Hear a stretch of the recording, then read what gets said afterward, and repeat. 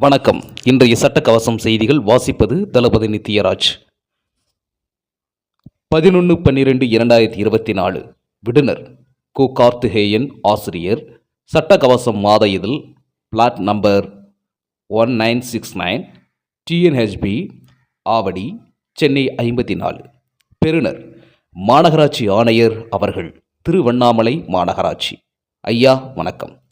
திருவண்ணாமலை நகராட்சியும் மகாதீப மக்கள் நல அறக்கட்டளையும் இணைந்து பராமரிக்கும் எரிவாயு தகன மேடையில் இறந்தவரின் உடலை தகனம் செய்ய நகராட்சி நிர்ணயம் செய்துள்ள கட்டணம் 3500 கட்டியும் கூடுதலாக 1500 சேர்த்து 5000 செலுத்தினால்தான் தகனம் செய்ய முடியும் என அந்த அறக்கட்டளையின் மேலாளர் கண்ணகி அவர்கள் கராராக வசூலித்த பிறகே கடந்த 3/12/2024 இறந்தவரின் உடலை தகனம் செய்ய அனுமதித்தார். இது அறக்கட்டளை செய்யும் செயலா?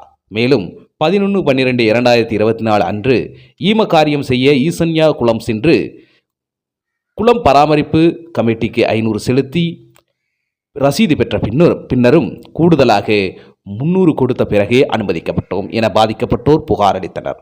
அவர்கள் செலுத்திய பணத்திற்காக ரசீதுகள் பார்வைக்கு இணைக்கப்பட்டுள்ளன. ஆகவே தங்களது உரிய நடவடிக்கைகள் எடுத்து அறம் தவறிய மகாதீபம் மக்கள் நல அறக்கட்டளை மற்றும் ஈசான்யா குளம் பராமரிப்பு கமிட்டியினருக்கு தடை விதிக்க பொதுமக்கள் கோருகின்றனர். நியாயம் கிடைக்கும் என்ற எதிர்பார்ப்பில் மக்கள் உள்ளனர். ஆசிரியர், சட்டக்கவசம் மாத இதழ்.